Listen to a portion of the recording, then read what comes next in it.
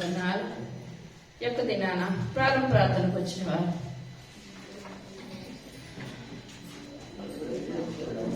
చప్పట్లు కొడదాం. మనం ఇప్పటి వరకు రావాలంటే చివరి వరకు మన ప్రాణం ఉన్నంత వరకు కూడా ఈ విధంగా దేవుని సన్నిధిలో రావాలి. ఇంకా మరి ముఖ్యంగా ఈ యొక్క 2026 అంతా కూడా మనం దేవుని సన్నిధిలో బలమైన సాధనాలుగా వాడబడాలి. పోయిన ఆదివారం మనం ఏ వాక్యం చెప్పుకున్నాం? ఎబినేజర్ అనగా సహాయపడాలి. మందసం లేనప్పుడు ఎంతమంది కూలిపోయారండి? మందసం లేనప్పుడు 4,000 మంది. దేవుడు నమ్మకం. మందసం ఉన్నాక 30,000 మంది. మనలో ఏముండాలి? దేవుడు ఉండాలి. యొక్క దినాన్ని మనం చెప్పుకునే వాక్యము ఆది కాండము 11వ అధ్యాయము మొట్టమొదటి వచనం. భూమి అందంతటా ఒక్క భాషయు ఒక్క పలుకును ఉండెను. వారు తూర్పున ప్రయాణమై పోవచ్చుండగా షీనారు దేశమందు ఒక మైదానము వారికి కనబడెను. అక్కడ వారు నివసించి మనం ఇటుకలు చేసి బాగుగా కాల్చుదము రండని ఒకరితో ఒకడు మాట్లాడుకొనిరి. చిన్న ప్రార్థన చేసుకున్నాం.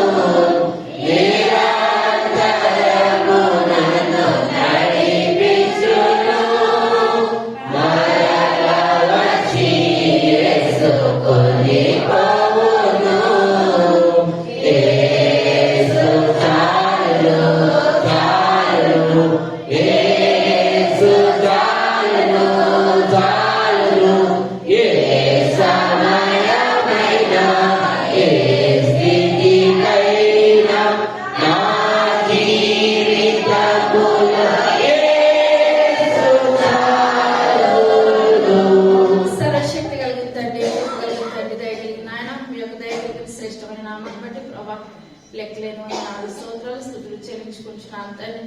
అయ్యా నూతన సంవత్సరంలో ఆయన 2వ ఆదివారంలో మేమందరినీ ఆయన మీ యొక్క సన్నిధిలో ఆయన అయ్యా నివసించడానికి జీవించడానికి ఇచ్చిన గొప్ప తరుణాన్ని బట్టి మీకు వందనాలు చెల్లించుకుంటున్నాను తండ్రి. అయ్యా మా పరుగును ఆయన చివరకు కొనసాగించే గొప్ప కృపను దయచేయండి. అయ్యా ఎన్నో ప్రమాదాల నుంచి ప్రభావం ఆయన ఎన్నో ఇరుకుల నుంచి ఇబ్బందుల నుంచి ప్రభావం మమ్మల్ని అందరినీ ఆయన మీరు భద్రపరిచి ప్రభావం మీ యొక్క సన్నిధిగా జీవించడానికి మీరు ఇచ్చిన ఆయన కృపను బట్టి ధన్యతను బట్టి మీకు వందనాలు చెల్లించుకుంటున్నాను తండ్రి. దీవెనకరంగా మమ్మల్ని వాడుకోండి ఆయన, ఆశీర్వాదకరంగా వాడుకోండి ప్రభావం. మీ యొక్క రెక్కల చాటు మాకు భద్రత నాయన, మీ యొక్క రెక్కల చాటు జీవించగలుగుతాం తండ్రి. అయ్యా నాయన కాసేపు తండ్రి మీ యొక్క వాక్యం చెప్పుచునిగా నన్ను మరుగుపరచండి ఆయన. మీ యొక్క పరిశుద్ధాత్మ శక్తి ఎత్తు పట్టుకున్నాయి చెప్పగలిగే శక్తిని నాకు దయచేయండి ఆయన. వినగలిగే శక్తిని బిడ్డలందరికీ దయచేయండి. వాక్యానుసారమైన జీవితాలు అందరికీ దయచేయమని త్వరగా రాబోచుంది యేసయ్య నామమున పెట్టుకుంటున్నాము తండ్రి. ఆమేన్. హల్లెలూయా. చదువుకోండి మళ్ళీ. భూమి అందంతటా ఒక్క భాషయు ఒక్క పలుకును ఉండెను. వారి తూర్పున ప్రయాణమై పోవుచుండగా షీనారు దేశమందు ఒక మైదానము వారికి కనబడెను. ఈ యొక్క దినాన మనము మైదానాల గురించి చెప్పుకుందామండి. ఇది మొట్టమొదటి మైదానం అన్నమాట. ఇది ఏం మైదానము? షీనారు మైదానం. దీనికి ఇంకొక పేరు ఉంటది. ఏం పేరు అంటారు? దీన్ని ఇంకొక దేశం అంటారు, బబులోను దేశం అన్నమాట. బబులోను దేశం. ఇది ఏం దేశం అండి? బబులోను దేశం. ఇశ్రాయేల్ ప్రజలు దేవుడు ఎక్కడ పంపించేసాడు? 70 సంవత్సరాలు బబులోను చెరకు. అదే ఈ యొక్క షీనారు మైదానం. ఇక్కడే ఇశ్రాయేల్ ప్రజలు ఏం చేస్తారంటే ఒక గోపురాన్ని కట్టారు. ఇప్పుడు గోపురాన్ని ఎందుకు కట్టారనంటే ఇప్పుడు మనకి ప్రతి విషయంలోనూ కూడా ఎవరు అవసరం ఉంటుందండి? మనుషుల అవసరం ఉంటుంది. మనిషి అవసరం మాటకెళ్ళండి కానీ దేవుని అవసరము. దేవుడికి దేవుని దయ కావాలన్నారు, మనుషుల దయ కావాలన్నారు, ఇద్దరు దయ కావాలి. కానీ మనం మనుషుల దయ కూడా మన మీద ఉండాలంటే, ముఖ్యంగా ఎవరి దయ మన మీద ఉండాలంటే దేవుని దయ మన మీద ఉండాలి. ఇప్పుడు ఇక్కడ ఏంటంటే దీనికి ముందు నోవాహ కాలంలో జల ప్రళయము వచ్చింది. జల ప్రళయం వచ్చినప్పుడు అక్కడ ఎవరు కూడా నీతిమంతులు గాని యథార్థవంతులు గాని ఎవరు కూడా లేరు. అక్కడ ఎవరు కూడా లేని పరిస్థితుల్లో ఇప్పుడు దేవుడు నోవాహుతో అంటున్నాడు, నోవాహు ఈ తరంలో నీవే నా ఎదుట నీతిమంతుడిగా ఉన్నావు, యథార్థవంతుడిగా ఉన్నావు అని మాట్లాడినప్పుడు ఆ యొక్క దినాల్లో నోవాహు కాలంలో వచ్చే వరకు కూడా వర్షం అన్నది ఆకాశంలో నుంచి ఏమాత్రం కురవలేదన్నమాట. ఆ యొక్క వర్షం కురవలేనప్పుడు దేవుడు నోవాహుతో నేను జల ప్రళయాన్ని కురిపిస్తానని చెప్పినప్పుడు అది నోవాహు నమ్మాడు అనమాట. మనం ఏదైనా సరే మనకి అన్ని మంచిగా ఉన్నదప్పుడు దేవుడు వాగ్దానం ఇస్తే అది నమ్మడం పెద్ద విశేషం అయితే ఏది కూడా కాదు. కానీ మనకి అవకాశం లేనప్పుడు దేవుడు ఇచ్చిన వాగ్దానాన్ని పట్టుకుంటమే గొప్పతనం. దేవుడు నమ్మని పొందినారు. అబ్రహాము ఆ యొక్క వృద్ధాప్యంలో దేవుడు ఇస్తానని చెప్పినప్పుడు అబ్రహాం ఏం చేస్తాడండి, ఆ యొక్క వాగ్దానం నమ్మాడు. ఆ ఎత్తి పట్టుకుని ప్రార్థన చేసిన కనుక దేవుడు అబ్రహాంని వృద్ధాప్యంలో మంచి కుమార్తె దేవుడు దయచేశాడు అనమాట. ఇప్పుడు అబ్రహాం పిల్లలు చూసాడంటారా? చూశాడు. ఆయన ఇస్సాకును చూశాడు, ఇస్సాకు కుమారులు కూడా చూశాడు అనమాట. కానీ ఇప్పుడు ఇక్కడ ఏంటంటే ఇప్పుడు నోవాహు నమ్మాడు, జల ప్రళయాలు ఇస్తున్నా అంటే అప్పుడు వరకు ఇశ్రాయేలు ప్రజలు వర్షం అన్నది ఏమాత్రం కూడా తెలవలేని స్థితిలో ఆ యొక్క నోవాహు నమ్మాడు. తన కుటుంబంతో కూడా వాడలోకి ప్రవేశించేది. కానీ మిగిలిన వాళ్ళు ఎవరో కూడా వాడలోకి ప్రవేశించలేదు. ఆయన జల ప్రళయం వచ్చినప్పుడు అందరూ కూడా హతమైపోయారు. ఆయన హతమైపోయినప్పుడు ఆ తర్వాత మళ్ళీ నోవాహు కుటుంబం ద్వారా దేవుడు ఏం చేశాడు, సంతానాన్ని అభివృద్ధి పరిచినప్పుడు అందులో ఉన్న ఆయన నోవాహు సంతానంలోనే వాళ్ళు ఏమంటున్నారంటే ఇంక మనం దేవుని మీద ఏమాత్రం కూడా ఆధారపడద్దు. మనం దేవుని మీద ఆధారపడకుండా ఉండాలంటే లోకంలో మనం ఏమాత్రం కూడా జీవించలేము. ఎందువల్లంటే దేవుని యొక్క నిమిషం కూడా ఆయన కృప లేకపోతే మనం ఏమాత్రం కూడా బ్రతకలేము అనమాట. ప్రతి విషయంలో కూడా దేవుని యొక్క కృప మన మీద ఉండాలి. అంతవరకే లోకమంతా ఒక్కటైనా దేవుని కృప మన మీద ఉన్నట్లయితే మనం ఎవ్వరు కూడా ఏమి చేయలేరు. కానీ ఇక్కడ ఆ యొక్క సంతానం ఏమనుకున్నారు అంటే ఇప్పుడు ఇలాంటి జల ప్రాణాలు దేవుడు అనేకం సృష్టించినప్పటికీ కూడా మాకు దేవుడి యొక్క ప్రమేయం లేకుండా మేము ఏం చేస్తాము, ఒక గోపురాన్ని కట్టేసుకుంటాం. ఎందువల్లంటే దేవుడు ఎంత వర్షాన్ని కురిపించినా మేము పై వరకు మేము ఏం చేస్తాం, చిటారు కొమ్మకి మేము ఎక్కేసి అక్కడ సురక్షితంగా మేము జీవించాలని అనుకున్నారు. ఇప్పుడు గట్టిగా 10 రోజులు వర్షాలు వచ్చినాయంటే మునిగిపోయి ఏమవుతుందండి, తినడానికి తింటుండదు. ఎంత నీరున్నా తాగడానికి నీరు ఉంటదంటారా, మంచి నీరు ఏమాత్రం కూడా ఉండదు. కానీ వీళ్ళు అనుకున్నారు మాకు దేవునితో ఏమాత్రం కూడా మాకు పని లేదు, సంబంధం లేదు, మా అంతటి మేము ఏం చేస్తాము ఒక మంచి గోపురాన్ని కట్టేసుకుంటాం, గోపురం మీద మేము అందరం కూడా సురక్షితంగా మేము జీవిస్తాం. మనం ఈ లోకంలో ఉన్నదప్పుడు నాయన మనం ఎంత ఉన్నతమైన స్థితిలో ఉన్నా, మనం కోటేశ్వరులమైనా లక్షాధికారులమైనా డబ్బు అయితే మనల్ని ఏం చేయదండి, డబ్బు మనం బ్రతికించలేదు. దేవుని యొక్క కృప ఉండాలి, దేవుని యొక్క ఆయుష్ ఉండాలి.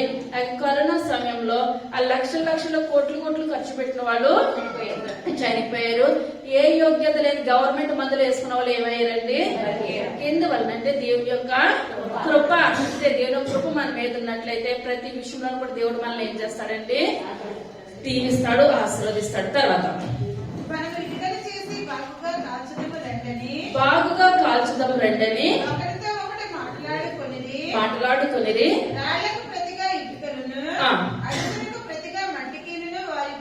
వారి పుండెను భూమి అందంతటా చెదిరిపోకుండా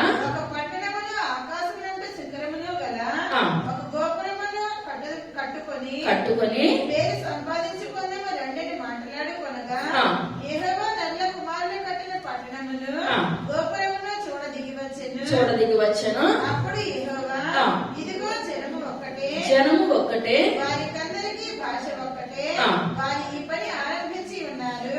ఇక మీదటి వారు చేయదలచి ఏ పని అయినను చేయకుండా వారికి ఆటంకమేమీ ఉండదు. కనుక మనం దిగిపోయి వారిలో ఒకరి మాట ఒకరికి తెలియకుండా అక్కడ వారి భాషను తారుమారు చేయదుము రండని అనుకొనెను. అలాగే యెహోవా అక్కడ భూమి అంతటా వారిని చెదరగొట్టెను. కనుక వారు ఆ పట్టణాన్ని దానికి బాబేల్ అని పేరు పెట్టి ఏం పేరు పెట్టారంటండి? బాబేల్ అని పేరు పెట్టారు. ఇక్కడ అంటే వీళ్ళు మద్రూస్ అని ఒక దేవతకు వాళ్ళు ఏం చేసేవారంటండి? పూజ చేసేవారు అన్నమాట. విగ్రహారాధన చేశారు. మమ్మల్ని ఇంత జల ప్రయాణం నుంచి లోకమంతా కొట్టుకుపోయినా మమ్మల్ని సురక్షితంగా ఉంచావు ప్రభా అనే విశ్వాసం వీళ్ళకి లేకుండా ఎవరికి పూజించాలనుకున్నారండి? ఒక దేవతను పూజించాలనుకున్నారు. ఇంకా మళ్ళీ దేవునితో మనకి సంబంధం ఏది కూడా లేదు. జనాలందరూ మనందరం కూడా ఏమైపోదాము? ఒక్కటైపోదాం. భూమి అన్నందులో అప్పుడు ఒక్క భాషే ఉంది. మనం మాట్లాడుకుందాము. దేవుడికి మనకి ఇంకేమాత్రం కూడా సంబంధం లేదు. మనం పెద్ద గోపురాన్ని కట్టేసుకుందాము. అక్కడ ఒక దేవతకు మనం ఏం చేద్దాము? విగ్రహారాధన చేద్దాం అని అనుకున్నప్పుడు ఆ నరులు కట్టిన ఆ యొక్క గోపురాన్ని ఆకాశంలో దేవుడు చూడడానికి దిగి వచ్చాడు అనమాట. అయితే దిగి వచ్చి చూసినప్పుడు అనుకున్నాడు దేవుడు ఇప్పుడు ఏం చేయాలంటే మాట తారుమారు చేసేయాలి. తారుమారు చేయకపోతే ఏమాత్రం కూడా ప్రయోజనం ఎంత మాత్రం కూడా లేదని అనుకుని దేవుడు వాళ్ళకి ఏం చేస్తారంటే మాటను తారుమారు. అప్పటి నుంచి కూడా భాషలో తారుమారైంది. ఆ పైన ఉన్న అతను ఒక మట్టి కింద నుంచి వాళ్ళు ఏం చేస్తున్నారండి?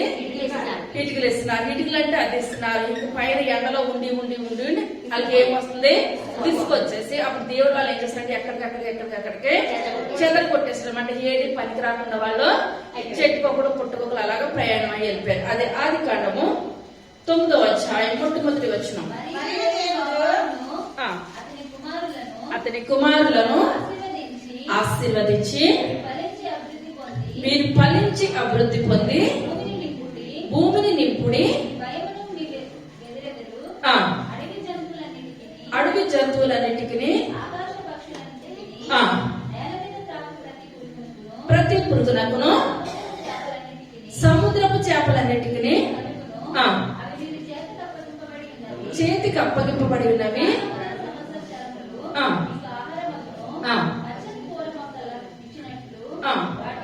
వాటిని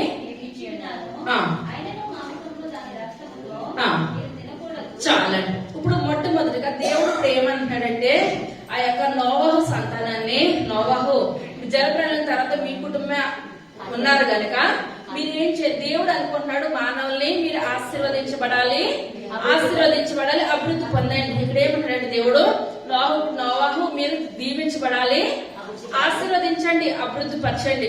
కనుక మనము మీరు మంచిగా ఉండాలి ఇప్పుడు ఎవరన్నా మన గురించి అంటున్నారు అనుకోండి, మన దగ్గర డబ్బులు లేకపోతే వాళ్ళు మనకు ఆర్థికంగా సహాయం చేసి అమ్మ నేను సహాయం చేస్తున్నాను కాబట్టి దీన్ని బట్టి మీరు ఏం చేయాలి? అభివృద్ధి పొందండి అని అంటే అదొక రకం ఉంటది. మన దగ్గర లేనప్పుడు నువ్వు పరవణాలు నువ్వు తినేయాలి, నువ్వు అది తినేయాలి, ఇది తినేయాలంటే ఏమని మన ఆర్థిక పరిస్థితి తెలిసి కూడా నువ్వు తినాలంటే ఎలాగుంటదండి? వాళ్ళు తిరిగి చెప్పలేరు, అనలేరు. సర్లేండి తింటాంలేండి అంటారు. ఏం చేయాలి? ఆర్థిక ఇబ్బంది. కానీ ఇక్కడ దేవుడు అలాగ అనట్లేదు. కూర మొక్కలన్నింటినీ ఇచ్చాడు, తినడానికి మాంసం చేపలు ఇచ్చాడు, అన్ని ఇచ్చాడు. అన్ని ఇచ్చి మీరేం చేయాలి? తినండి, అభివృద్ధి పొందండి. బాగుందంటారండి దేవుని మాట. తినడానికి అన్ని ఇచ్చి మీరు ఏం చేయాలి? తినండి, అభివృద్ధి పొందండి, దేవుని మీరు స్తుతించండి, అంతే చాలు అని దేవుడు చెప్తే ఇప్పుడు ఈ ప్రజలందరూ కలిసి ఇప్పుడు దేవుడికి విరోధంగా గోపురాన్ని కట్టేసుకొని దేవుడిని లెక్క చేయకుండా బ్రతకాలని అనుకున్నారు. ఎవరికి బాగుందంటారు? దేవుడు మనల్ని ఆశీర్వదించాలంటే మనం ఏం చేస్తున్నాం? దేవుడు అనుమతి లేకుండా మనము బ్రతికేయచ్చు అనుకుంటున్నాం. కానీ దేవుడు అనుమతి లేకుండా మనం ఎంత మాత్రం కూడా ఈ లోకంలోనూ బ్రతకడానికి ఏ మాత్రం కూడా అధికారం లేదు. అదే ఆదికాండము 10వ అధ్యాయం 8వ వచనం. కూషు నిమ్రోదును కనెను, అతడు భూమి మీద పరాక్రమశాలి అయి ఉండుటకు ఆరంభించెను. అతడు యెహోవా ఎదుట పరాక్రమము గల వేటగాడు. చాలండి. ఇప్పుడు ఎటువంటి వేటగాడు అంటే మంచిదేనంటారా? మంచిది కాదండి. ఇతను ఎలాగున్నాడంటే యెహోవా ఎదుట పరాక్రమం చూపిస్తున్నాడు. ఎలా చూపిస్తున్నాడండి? యెహోవా ఎదుట దేవునికి ఏమాత్రం కూడా నచ్చలేదు. ఇప్పుడు మనం దేవుని ఎదుట మన బలం చూపించొద్దు. మనం ఏమాత్రం సరిపోతామంటారు ఆయన ముందు మనం బలాన్ని చూపించడానికి? ఇప్పుడు దేవుడు ఆయన నువ్వు ఈ కళ్ళు పోవును కాక అంటే ఏమవుతుందండి? నీ ప్రాణం ఆయన చేతిలో, ప్రాణం తీసేసుకున్నట్లయితే మన బలాన్ని ఆయన చూపించగలుగుతామా? ఏది కూడా చూపించుకోలేము. మనము భోజనం చేసినప్పుడు ఏంటి, లేచినప్పుడు ఏంటి, కూర్చున్నప్పుడు ఏంటి, ప్రభా నాకు ఒక అవకాశాన్ని నువ్వు దయచేసావు అయ్యా, నాకు పట్టిన ఆహారం దయచేసావు నాయన మీకు వందనాలు, నాకు వస్త్రాన్ని దయచేసావు నాయన మీకు వందనాలు. ప్రతిదీ ఆయన లేకుండా ఈ లోకంలో ఏది కూడా కలగలేదు. కానీ నిమ్రోద్ ఏమనుకుంటున్నాడంటే నేను పెద్ద ఉన్నతమైన దేవుడు 9 అంచెలు ఆశీర్వదించాడు కనుకనే నిమ్రోద్ అక్కడ వచ్చాడు. అవునంటారా? దేవుడు ఆశీర్వదించకపోతే ఆ వ్యక్తిని దేవుడు సృష్టించకపోతే అతని ఈ లోకంలోకి వచ్చే అవకాశం కూడా ఏమాత్రం కూడా లేదు. కానీ ఇప్పుడు ఇతను ఏమనుకుంటున్నాడంటే నేను దేవునికి ముందు నేను ఏం చేస్తాను, నా బలాన్ని చూపించేస్తాను, నా బలం ముందు వేసాను నేను హతము చేసేస్తాను అనుకుంటున్నాడు. ఇప్పుడు మన బలము దేవుని ముందు మన బలం ఏమన్నా సరిపోద్ది అంటారా? ఎందుకు సరిపోద్దు. కానీ ఆ యొక్క విషయంలో దేవుడు నచ్చిందంటారా? ఏమాత్రం కూడా నచ్చలేదు. మళ్ళీ ఇప్పుడు అబ్రహాంని ఆస్తికర్తగా చేశాడనంటే దేవుడు లేకుండా కలిగిందంటారా? ప్రతిదీ దేవుని వల్లనే. ఇప్పుడు అంత ఆస్తి ఇచ్చాడు, బిడ్డలను ఆలస్యంగా ఇచ్చాడు. దేవుడు లేకపోతే అబ్రహాం బిడ్డలు కనేవాడు అంటారా? ఏమాత్రం కూడా కలగలేదు. కానీ ఇదంతా ఆలోచించుకోవాలి. కానీ దేవుని చిత్తం లేకుండా మనకి ఏది లేదు అని ఆలోచించుకోవాలి. కానీ ఇప్పుడు నిమ్రోద్ ఏమనుకున్నాడంటే దేవుని ముందు నా బలబలాలు దేవుడు వచ్చి నిల్చున్నది అప్పుడు అంటండి ఎదురుగుంటా ఉండి తన బలాన్ని ఎవరి మీద ఉపయోగిస్తున్నాడు అంటండి? దేవుని మీద ఉపయోగిస్తున్నాడు. మనం ఎప్పుడు కూడా మన బలబలాలు అసలు ఆలోచన కూడా మనకి రాకూడదు. ఆయన ముందు మనం నిలబడడానికి కూడా మనం సరిపోము. మనం దేవుని సన్నిధిలోకి ఇంటి దగ్గర అయితే ప్రార్థన చేసిన ప్రభా మీ పాదాలు కడపడానికి కూడా నేను సరిపోయినయ్యా, నాకు ఏ యోగ్యత లేదు, నా స్థితి ఏంటైనా నా బ్రతికేంటి ప్రభా తండ్రి అని పిలవడానికి కూడా సరిపోనని మనం ఏం చేయాలంటే తగ్గించుకోవాలి. మనం ఎంత తగ్గించుకుంటే దేవుడు మనల్ని ఏం చేస్తాడండి? అంత హెచ్చిస్తాడు. కానీ నిమ్రోద్ అంత హెచ్చించుకున్నాడు కనుకనే ఏమైపోయాడు చివరికి ఎందుకు పనికి రాకుండా అయిపోయాడు. ఇప్పుడు దేవుని ముందు మన జీవితాలు మురుగు గుడ్డతోటి సమానం. అంతే పెంట కుప్ప లాంటి వాళ్ళు ఎందుకు పనికిరానటువంటి మన జీవితాలు మనం నాయన ఈ స్థితిలో ఉన్నానంటే కేవలం మీ ఉచితమైన కృపను ఆయన అనుకోవాలి. అదే ఆదికాండము 13వ అధ్యాయం 12వ వచనం. నివసించెను కాపురం ఉండి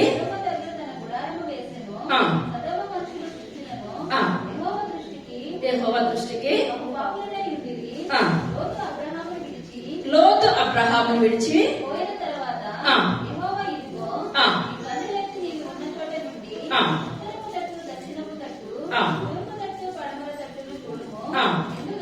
ఎందుకనగా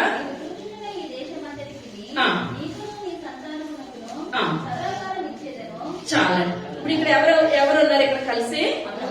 అబ్రహాం ఉన్నాడు, లోతు ఉన్నాడు. ఇప్పుడు దేవుడు అబ్రహాం రమ్మన్నాడా? నువ్వు ఎంతమంది బంధువులందరినీ తీసుకొచ్చేమన్నాడా? అబ్రహాం ఒక్కడే రమ్మన్నాడు. అబ్రహామా నువ్వు లేచి నీ దేశం నుండి నీ బంధువులు ఎద్దునండి నేను నీకు చూపించే దేశమునకు వెళ్ళమని చెప్పినప్పుడు ఒక మాట చెప్పినప్పుడు లోతు ఏమన్నాడంటే నేను వస్తాను అని చెప్పినప్పుడు అబ్రహాం ఏమి మాట వెనక్కి తీయకుండా తీసుకొచ్చాడు. తీసుకొచ్చినప్పుడు మనం దేవుని బిడ్డలతో సహవాసం చేసినట్లయితే మనం ఆశీర్వదించబడతాము. దుష్టులతో సహవాసం చేసినట్లయితే శపించబడతాం. ఎందువల్లంటే అక్కడ నీతి ఉండదు, యథార్థత ఉండదు, న్యాయం ఉండదు, ఏది కూడా ఉండదు. లోకంలో కలిసిపోతారు అనమాట. ఎందువల్లంటే చాలా మంది అంటారు మన పిల్లలు ఎవరితో స్నేహం చేస్తున్నారు వాళ్ళని బట్టి పిల్లలు ఏమవుతారండి? మంచి బిడ్డలు స్నేహం చేస్తే మన బిడ్డలు మంచిగా ఉంటారు. చెడ్డ వాళ్ళతో స్నేహం చేస్తే చెడిపోతారు అనమాట. ఇక్కడ కూడా అబ్రహాంతో స్నేహం చేసినంత సేపు కూడా అబ్రహాము దేవుని ఎలాగ ఆశీర్వదించాడో లోతును కూడా దేవుడు అదే విధంగా ఆశీర్వదించాడు. ఈ యొక్క ఆశీర్వాదం ఎక్కువ అవుతున్నది. ఇప్పుడు అబ్రహాం ఎక్కడ ఉన్నాడండి? కానానులో ఉన్నాడు. ఆ లోతేమో సొదొమ గుమొర్ర పట్టణం. అప్పుడు లోతు పశువుల కాపరికి అబ్రహాం పశువుల కాపరికి ఆ కలహాలు వచ్చినప్పుడు గొడవ వచ్చినప్పుడు అది వేళ దాకా వచ్చింది. వేళ దాకా వచ్చినప్పుడు ఆ అబ్రహాము ఎడుద్దరు లోతు అంటున్నాడు మీ పశువుల కాపరికి మా పశువుల కాపరికి గొడవ వస్తుంది కనుక మనం విడిపోదాం. ఇప్పుడు ఆ యొక్క పశువుల కాపరికి గొడవ వచ్చినప్పుడు వీళ్ళు సరిపెట్టుకోవచ్చు కదండి. లోతు అనుకోవాలా అయ్యా నిన్ను బట్టే కదా దేవుడు నాకు ఇంతటి ఆశీర్వాదాన్ని దయచేస్తాడు. వాళ్ళు ఏది చెప్పినా మనం వినొద్దు. ముందుగా వాళ్ళకి చెప్పాలి. పశువుల కాపర్లకి మీరు పడంటే మాకు ఏది కూడా చెప్పొద్దు. ఈ లోతు అనాలి ఆయన అబ్రహామును బట్టి దేవుడు నన్ను ఆశీర్వదించాడు, మీరు ఎక్కువ చెయ్యొద్దు. అలా ఏంటంటే మనం అంతా చెప్పాలి. కానీ ఇక్కడ సంపాదన వచ్చిన వచ్చేటప్పుడు ఎలా ఉందంటే రెండు కూడా దెబ్బగా కానీ ముందు జీవితం మనం ఏం చేయాలి, జ్ఞాపకం చేసుకోవాలి. నేను ఏ స్థితిలో వచ్చాను, దేవుడు నన్ను ఏ స్థితిలో ఆశీర్వదించాడు, అతను బట్టే కదా అన్నది జ్ఞానము. లోతుకు తెలవలేదు. అయితే తెలవలేని స్థితిలో ఆయన పచ్చగా ఉన్నదేమో లోతు తీసేసుకున్నాడు. కొండలు గుట్టలు గల ప్రదేశానికి అబ్రహాం వెళ్ళాడు. కొండలు గుట్టలు లోయలు ఎక్కడికి వెళ్ళా కూడా దేవుడి చిత్తం ఉన్నట్లయితే దేవుడు ఏం చేస్తాడండి, అంతకంతకు ఆశీర్వదిస్తాడు. ఇప్పుడు అబ్రహాం ఆశీర్వదించడంతో పాటు నువ్వు ఎటువైపు చూస్తున్నావా, తూర్పు వైపు చూస్తున్నావా, పడమటి వైపు చూస్తున్నావా, ఉత్తరం వైపు చూస్తున్నావా, దక్షిణ వైపు చూస్తున్నావా, నువ్వు చూసిన ప్రదేశం అంతా కూడా నీదే. నువ్వు ఎంత దూరం నడుస్తావు, ఎంత దూరం అడుగు పెడతావో అడుగు పెట్టినంతా కూడా ప్రదేశం వాళ్ళకి ఇచ్చేస్తాను, అబ్రహాంకి ఇచ్చేస్తానని మాట్లాడుతారు. కానీ అదే మాట లోతుకి ఇచ్చాడంటారా దేవుడు? ఎప్పుడైతే అబ్రహాం దగ్గర నుంచి పక్కకు వచ్చేసాడో లోతు జీవితం అంతకంతకు దిగజారిపోవడమే కాదు, అబ్రహాంతో ఉన్నంత సేపు కూడా దేవుని సన్నిధిలో లోతుకి సాంగత్యం ఉన్నది. ఎప్పుడైతే అబ్రహాం విడిచిపెట్టేశాడో లోతు యొక్క సాంగత్యం లోకం వైపుకి వెళ్ళిపోయింది. ఎవరి వైపుకి వెళ్ళిపోయిందండి? ఎందువల్లంటే తప్పని చెప్పే మనుషునికి ఎంత మాత్రం కూడా ఆ లోతుకి ఏ మాత్రం కూడా లేదు. తర్వాత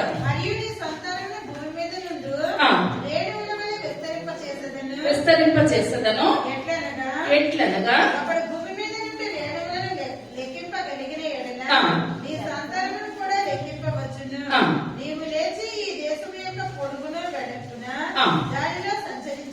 సంచరించుము అప్పుడు అబ్రాము తన గుడారము తీసి హెబ్రోనులోని మమ్రే దగ్గర ఉన్న సింధూర వృక్ష వనములోనికి దిగి అక్కడ యెహోవాకు బలిపీఠంలో కట్టాడు. చాలండి. అబ్రహాం అలవాటు ఏంటంటే బలిపీఠాలు కడతాడు అనమాట. ఏంటండి? బలిపీఠాలు కడతాడు. ప్రతి విషయంలో కూడా దేవుడు ఏదైనా ఒక మాట చెప్పాడంటే దానికి బలిపీఠం కట్టి కన్నీరు కాచి ప్రార్థన చేస్తాడు. ప్రార్థన అనుభవం పునాదులు గల పట్టణం కొరకు అబ్రహాం ఏం చేస్తాడండి? వేచి ఉంచాడు. ఇప్పుడు ఎప్పుడైతే ఈ యొక్క లోతు పక్కకు జరిగిపోయాడో లోతు సహవాసం ఏమైపోయిందంటే ఆ యొక్క లోకము ఇక్కడ మాటలు అక్కడ మాటలు ఇక్కడ మన జీవితాలన్నీ కూడా ఇలాగే లోతులాగే వెళ్ళిపోవడానికి ఏమాత్రం కూడా వీలు లేదు. మనం దేవునితో సహవాసం చేయగల లోకంలో ఏమాత్రం కూడా సహవాసము చేయొద్దు. అదే ఆదికాండం 19వ అధ్యాయము మొట్టమొదటి వచనం. సొదొమ చేరినప్పటికీ ఎక్కడ కూర్చున్నాడంటే గబుని దగ్గర ఎవరు కూర్చుంటారు? లోకంలో పని పట్ట లేని వాళ్ళు ఎక్కడ కూర్చుంటారండి? గౌరీ లోకంలో తెల్లలైతే ప్రపంచంలో లేని మాటలన్నీ కూడా వాళ్ళకే కావాలి. ఇప్పుడు తెల్లలేదు ఉన్న వాళ్ళందరూ డ్యూటీకి వెళ్ళాలి. ఆ మాటలు ఈ మాటలు వినాలంటే అవుతుందంటారా? ఎవరి పనాలు చేసుకొని బాక్సులు పెట్టుకొని ఎవరి పని మీద లేకపోవాలి. పని పట్ట లేని వాళ్ళకి ఏంటండి అయ్యే మాటలు. అక్కడ ఏమైంది, ఇక్కడ ఏమైంది, అక్కడేమైంది, ఇక్కడేమైంది. ఇప్పుడు ఇక్కడ లోతు ఎక్కడ కూర్చున్నాడంటే గౌరి దగ్గర కూర్చున్నాడు. గౌరి దగ్గర కూర్చొని ఇంకా అక్కడ పని పడలేని వాళ్ళు ఎవరు వస్తారో వాళ్ళతోటి లోకంలో విషయాలు ఏం కావాలని ఎదురు చూస్తున్న సమయంలో ఆ యొక్క దేవుని యొక్క దూతలు వచ్చారు. అదృష్టం ఏంటంటే లోతు దేవుని యొక్క దూతలు ఏం చేస్తారంటే గుర్తుపట్టాడు. దేవుడు నా మనకొందనాలు. సాధారణంగా లోకంలో కలిసినప్పుడు ఎందుకంటే కొంచెం మంచితనం అబ్రహాంతో కలిసి జీవించిన దినాలు ఆ యొక్క మంచి లక్షణాలు అతనిలో ఉన్నాయి కనుక ఇప్పుడు ఏం చేస్తాడంటే దేవుని యొక్క దూతలు ఆయన ఏం చేయగలిగాడు? గుర్తుపట్టాడు అనమాట. తర్వాత లోతు వారిని చూచి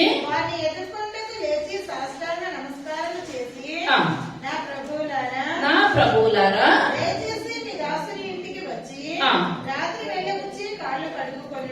కాళ్ళు కడుగుకొనడి.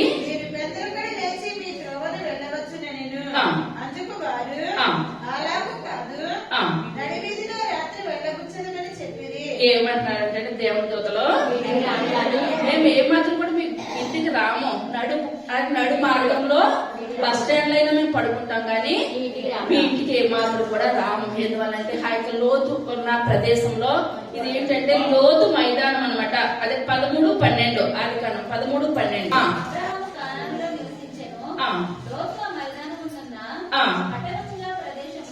పట్టణంలో ప్రదేశంలో చాలండి. ఇప్పుడు ఇది ఏంటంటే లోతు మైదానం అనమాట. ఇదంతా కూడా మంచి ముందు ఏ మైదానం చెప్పుకున్నామండి? శ్రీనారు మైదానం. అక్కడ మంచి ఉందంటారా? ఏ మాత్రం కూడా మంచి లేదు. మనం చెప్పుకున్నది లోతు మైదానంలో మంచి ఉన్నదంటారా? ఇక్కడ కూడా మంచి ఏ మాత్రం కూడా లేదు. అబ్రహాం ఏమో కానాన్లో నివసించాడు, లోతు ఎక్కడ నివసించాడండి? సొదొమ మైదానంలో నివసించి అక్కడ గుడారం వేసుకుని అతని జీవితం అంతా ఎలా వెళ్ళిపోయిందండి? లోకం వైపు, లోకాశల వైపు ఇలాగే వెళ్ళిపోయింది తప్పించి దేవుని కొరకు బ్రతకడం గాని, దేవుని కొరకు జీవించడం గాని, అక్కడ ఉన్న సొదొమ గుమొర్రా పట్టణాన్ని మార్చడం గాని అటువంటిది ఏది కూడా లేదనమాట. వాళ్ళలో అందరూ ఒకటి అయిపోయినప్పుడు లోతు కుటుంబం కూడా ఏమైపోయింది?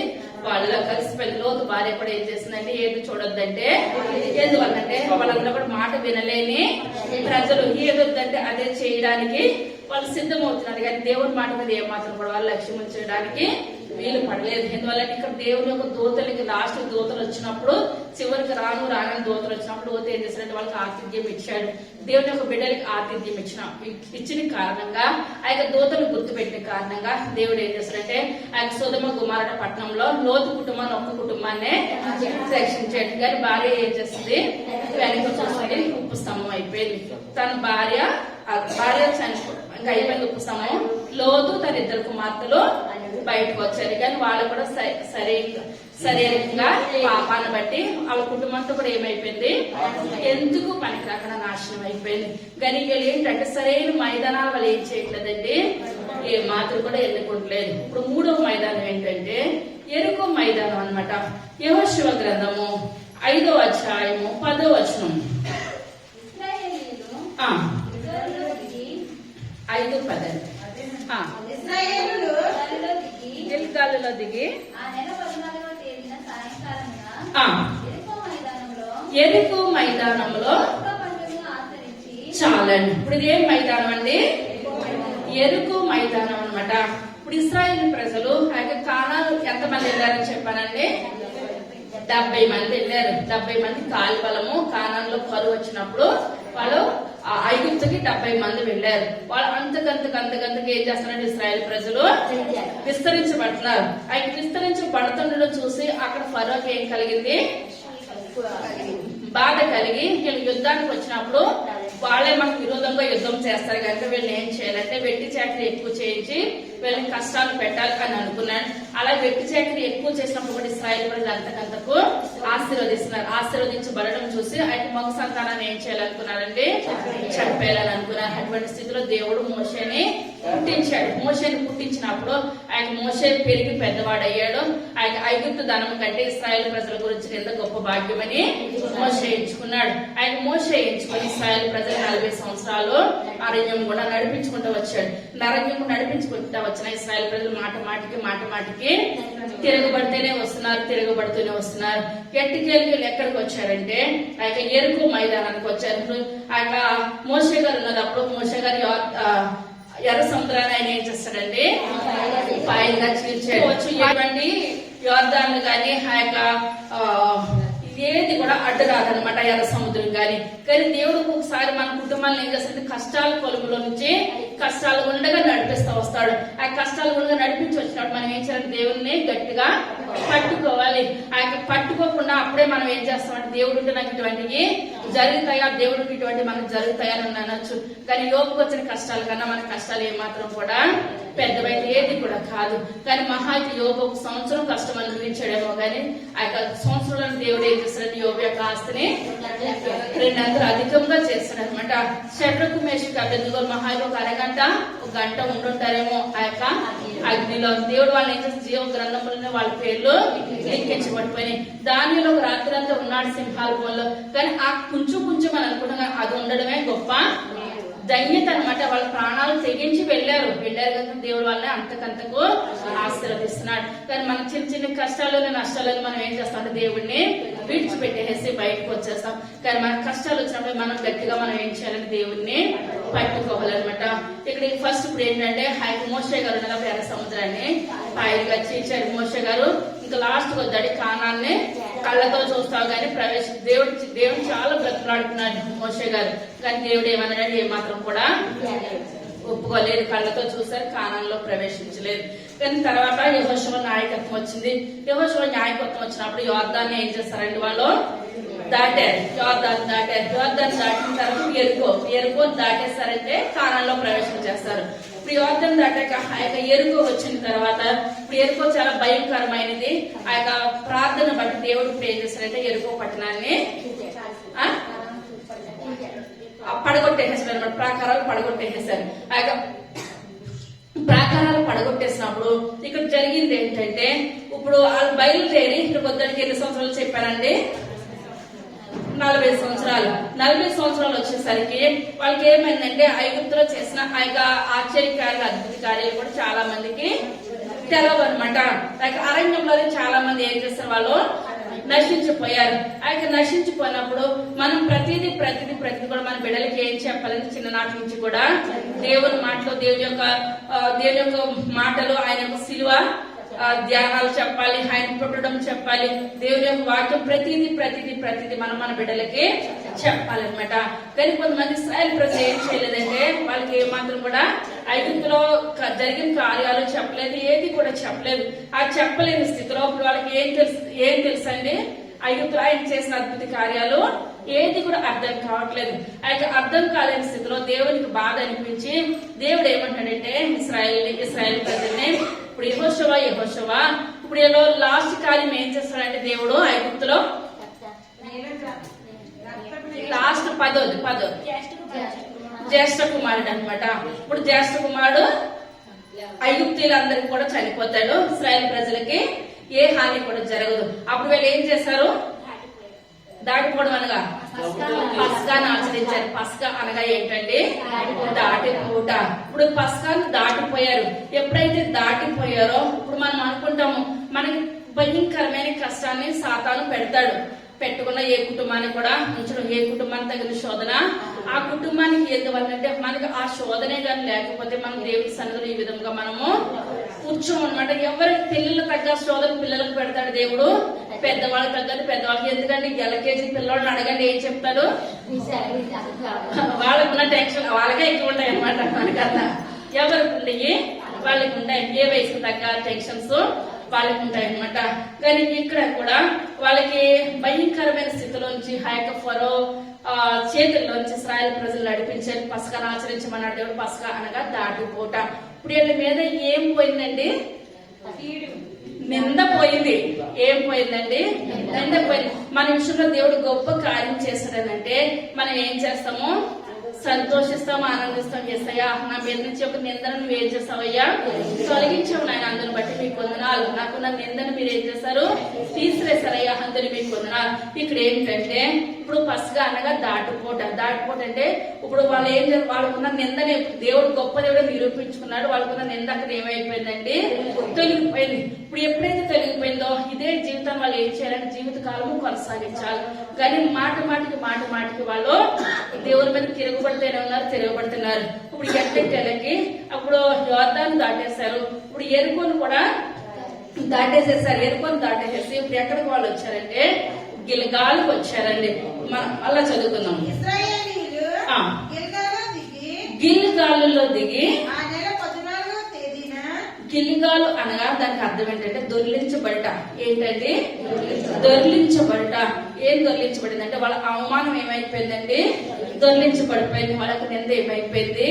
దొర్లించబడింది. ఇప్పుడు 40 సంవత్సరాలు కూడా ఇప్పుడు అక్కడ పస్కాను ఆచరించారు, వస్తూ ఉన్నారు.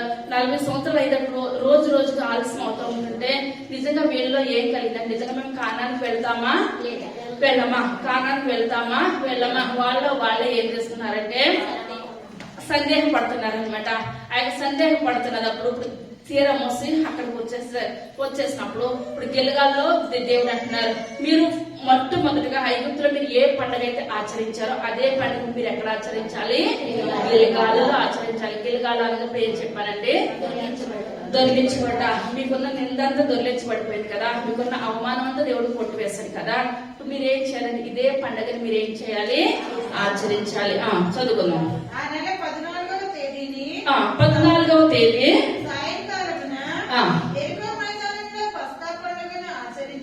చాలండి. ఇప్పుడు దేవుడు ఏం చెప్పాడంటే యెహోషువకి ఇప్పుడు కానానులోకి అడుగు పెట్టేశారు. కానానులోకి అడుగు పెట్టే వరకు కూడా ఏం తిన్నారంటే ఆహారము మన్నా. ఇప్పుడు అక్కడ మొదలుపెట్టిన మన్నా కానాల్లోకి వచ్చేంత వరకు కూడా ఇప్పుడు దేవుడు ఏం చేస్తున్నాడు, వీళ్ళకి ఆహారం ఇస్తున్నాడు. అదే నోహ గురించి మనం చెప్పాం కదండి, అన్ని ఇస్తున్నాడు. మీరు ఏం చేయాలి, ఫలించి అభివృద్ధి పొందండి. నీకేం బాధ అండి, తినడానికి తిండి ఇచ్చి మీరు శుభ్రంగా ప్రార్థన చేసుకోండి అంటే మనకి ఏమన్నా బాధ అంటారా? కానీ ఎంత బాధ అంటే చెప్పలేనంత బాధపడిపోతాం. కానీ మనం దేవుని సన్నిధిలో ఇష్టంగా ప్రార్థన చేయాలి. అవి ఏం చేయాలి, ఇష్టంగా ప్రార్థన చేయాలి. కష్టంగా చేయొద్దు ఎప్పుడు కూడా. మనం ఇష్టంగా తిండి తింటామా? ఈరోజు సండే ఎవరు తోసింది వాళ్ళు వండుకుంటారు. చికెన్ మటన్ దగ్గర పెడతాం, నాకు వద్దు అంటే ఎవరైనా తింటారా?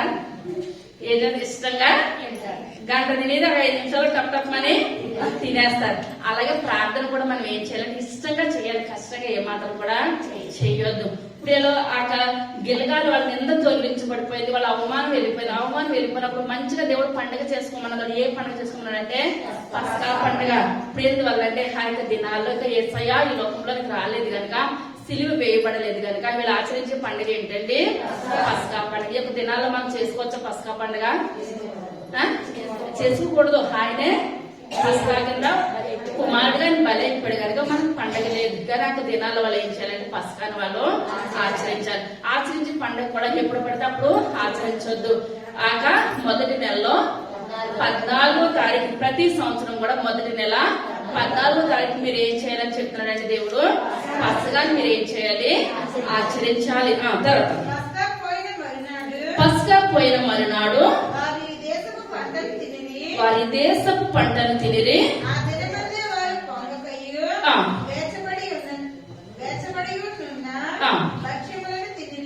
చాలండి. ఇప్పుడు ఏం చేయాలి, కానాన్లో ప్రవేశించి వాళ్ళ పంట కానాన్లో పంట తిని వరకు కూడా దేవుడు ఇప్పుడు ఏం కురిపించాడండి, ఆకాశంలో నుంచి మన్నాన్ని కురిపించి మీరు ఏం చేయాలంటే మీ పిల్ల తరతరాలు ఈ యొక్క పస్కాన్ని మీరు ఏం చేయాలంటే ఆచరించాలి.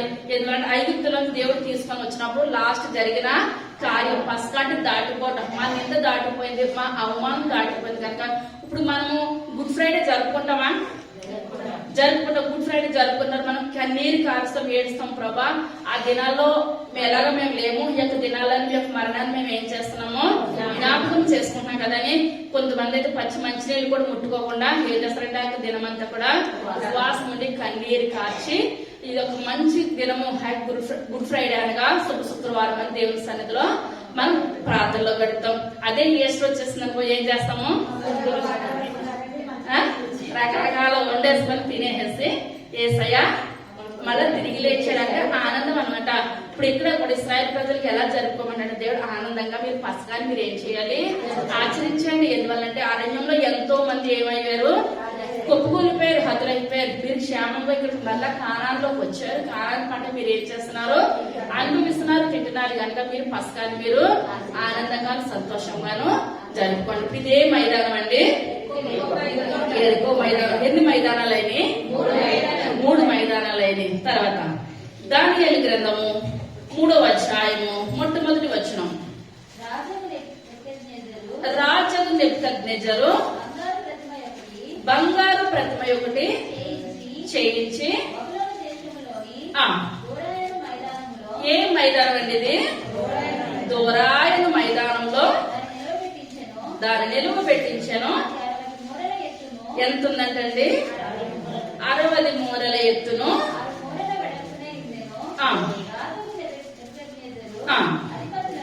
అధిపతులను, సంస్థానాధిపతులను, ఖజానాదారులను,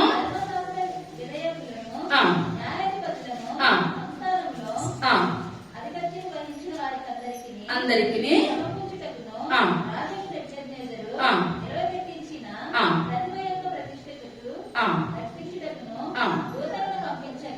పంపించగా చాలండి. ఇప్పుడు ఇక్కడ ఏంటంటే ఇదే మైదానం అని చెప్పాలండి, దోరాయన్ మైదానం అనమాట. ఇక్కడ దోరాయన్ మైదానంలో ఇప్పుడు మనం దానియేలు గ్రంథం చదవద్దు కానీ ఇప్పుడు 2వ అధ్యాయం చూస్తాడు ఏం జరిగిందండి. 2వ అధ్యాయం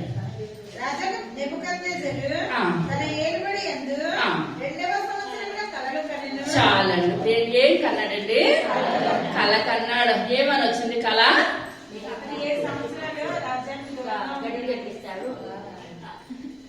తలేమో బంగారము, బంగారం, వెండి, ఇత్తడి ఇదంతా కూడా కళ వచ్చినప్పుడు అర్థం కాలేనప్పుడు అక్కడ అందరినీ పిలిచినప్పుడు ఎవరు కూడా కళ చెప్తే భావం చెప్తామన్నారు కానీ చెప్పలేదు. దానియేలు ఏం చేసి కళ చెప్పాడు, భావం చెప్పాడు. అనగా నీ కాలంలో ఇది రాదు రాజా అనేది ఇదంతా చెప్పినప్పుడు నమ్మాడంటారా నెబుకద్నెజరు?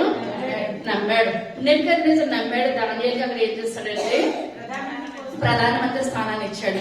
ప్రధానమంత్రి స్థానాన్ని ఇచ్చినప్పుడు మన కళ ఏదైనా నమ్మామంటే నమ్మినట్టు మనం ఏం చేయాలంటే దాన్ని ఆచరించాలి. ఇప్పుడు గొప్ప దేవుడు ఉన్నాడు, వీళ్ళందరూ కూడా మామూలుగా లోకంలోకి వస్తారు, వెళ్ళిపోతారు, ఇదంతా తెలుసుకున్నప్పుడు ఇప్పుడు చరిత్రకారులు చెప్తున్నారు ఇదేంటంటే నెబుకద్నెజరు ప్రతిమేనంటే అతని ఫోటో ఎలా ఉంటుందో అటువంటి ఫోటో అక్కడ పెద్ద ఎత్తు ఎంత ఎత్తు అంటే ఇప్పుడు 9 అంతస్తుల బిల్డింగ్ ఎంత ఉంటది, ఎంత హైట్ ఉంటుందో ఇతను ప్రతిమను ఏం చేస్తాడంటే అంత హైట్ లో పెట్టాడంటే అండి. అంత మళ్ళా జనాలు ఉన్న ప్రదేశంలో కాదు, ఒక మైదానంలో. ఇప్పుడు ఏ మైదానం అండి ఇది? దూరాయన మైదానం. ఒక మైదానంలో అక్కడ నెబుకద్నెజరు యొక్క ప్రతిమను పెట్టాడు అన్నమాట. ప్రతిమలు పెడతారా అసలు?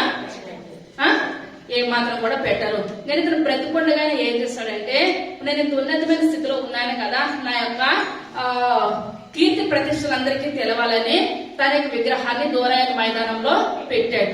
అక్కడ పెట్టి ఇప్పుడు అక్కడ ఏమంటాడంటే ప్రతి ఒక్కరు కూడా వచ్చి మీరు ఏం చేయాలి, ప్రతిమకు నమస్కారం చేయాలి. ఇతనే రాజు ఇతను తొలగిపోతున్నాడు అని అందుకనే ముందే దేవుడు చూపించాడు. చూపించినప్పటికి కూడా ఇతను ఏం చేయాలనుకోండి, ఇతను ప్రతిమకి ఏం చేయాలి, అందరూ వచ్చి నమస్కారము చెయ్యాలని అనుకున్నట్టు రకం. సేనాధిపతులను, సంస్థానాధిపతులను, ఖజానాదారులను, న్యాయాధిపతులను,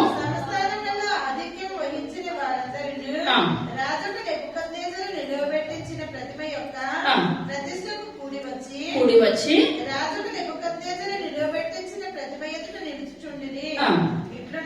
ఇట్లుండగా జనులారా, ఆయా భాషలు మాట్లాడు వారులారా ఏమనగా బాగా పిల్లన గ్రోవి పెద్ద వీణే సింఫోనియా విపంచిక సకల విధములకు వాద్యధ్వనులు మీకు వినబడినప్పుడు రాజుకు నెబుకద్నెజరు నిలవబెట్టించిన బంగారు ప్రతిమ ఎదుట సాగిలపడి నమస్కరించుడి. సాగిలపడి నమస్కరింపని వాడు మండుచున్న అగ్నిగుండములో తక్షణమే వేయబడును. సకల జనులకు బాగా పిల్లగోవి పెద్ద వీణే సంఫోనియా విపంచిక సకల విధములకు వాద్యధ్వనులు వినబడగా ఆ జనులను దేశస్థులను ఆయా భాషలు మాట్లాడే వారిని సాగిలపడి రాజుకు నెబుకద్నెజరు నిలవబెట్టించిన బంగారు ప్రతిమకు నమస్కారం చేసిరి. చాలండి. ఇప్పుడు అక్కడ ప్రతిమను పెట్టడమే కాకుండా ఇప్పుడు అతను ఎలా చెప్పాడండి, నమస్కారం ఎప్పుడు చేయాలి, అక్కడ ఇన్స్ట్రుమెంట్లు అన్ని కూడా బాగా సింఫోనియా పెద్ద వీణ ఇవన్నీ కూడా పెట్టి అక్కడ ఏం చేస్తారంటే వాళ్ళు పాటలు పాడుతూ వాయిస్తారనమాట. అయితే వాయిస్తున్నప్పుడు ప్రతి ఒక్కరు ఇప్పుడు ఏం చేయాలి, ప్రతిమకు నమస్కారం పెట్టాలి. మళ్ళీ నమస్కారం ఎవరైతే పెట్టలేదో వాళ్ళు ఏం చేయాలి, అగ్నిగుండంలో వేసేయాలన్నమాట.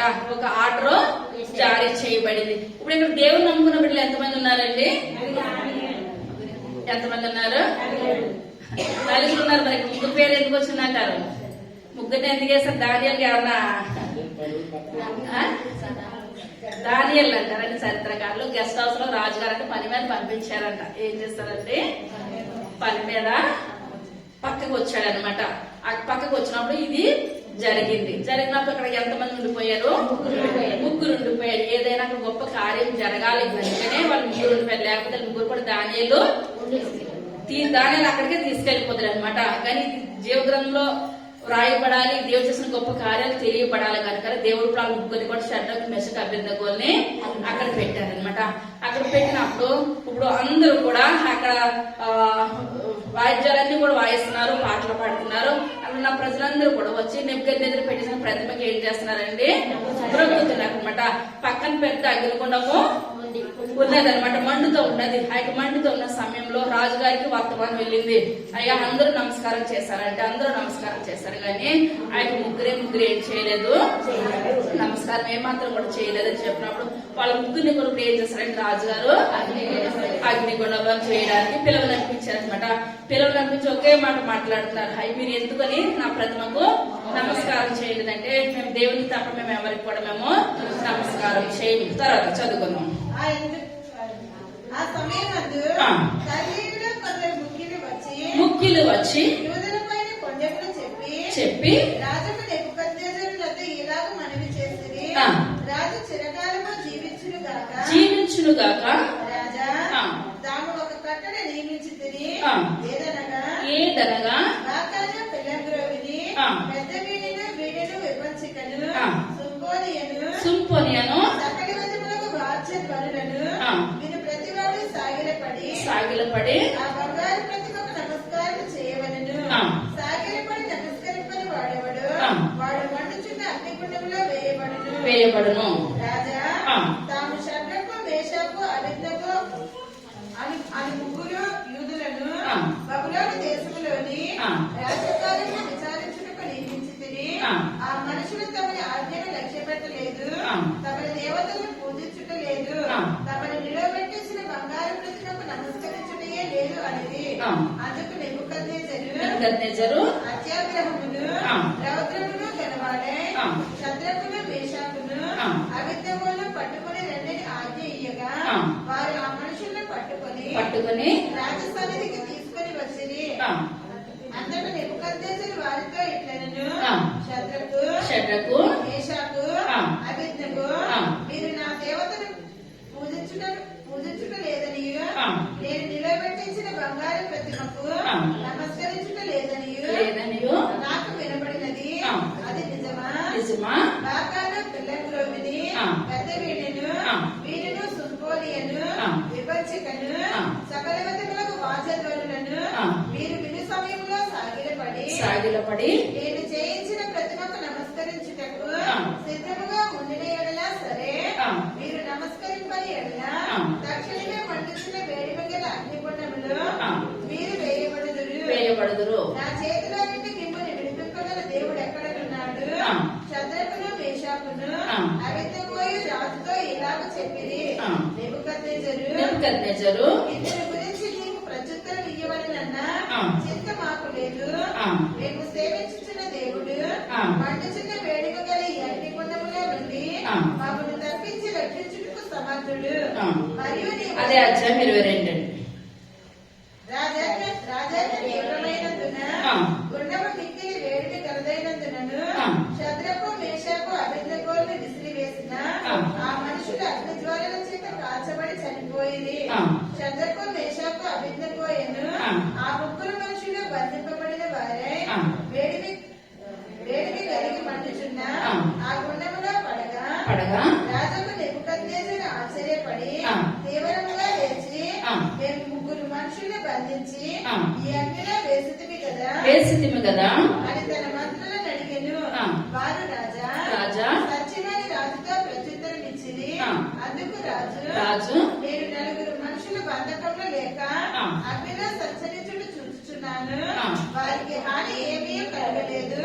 నాలుగవ వారి రూపము దేవతల రూపమును గోరినదని వారికి ప్రత్యుత్తరం ఇచ్చెను. అంతట నెబుకద్నెజరు వేడిమి కలిగి మండుచున్న ఆ గుండము వాకిలి దగ్గరకు వచ్చి షద్రకు మేషకు అబేద్నెగోయని వారులారా, మహోన్నతులకు దేవుని సేవకులారా ఏమంటాడండి రాజుగారు?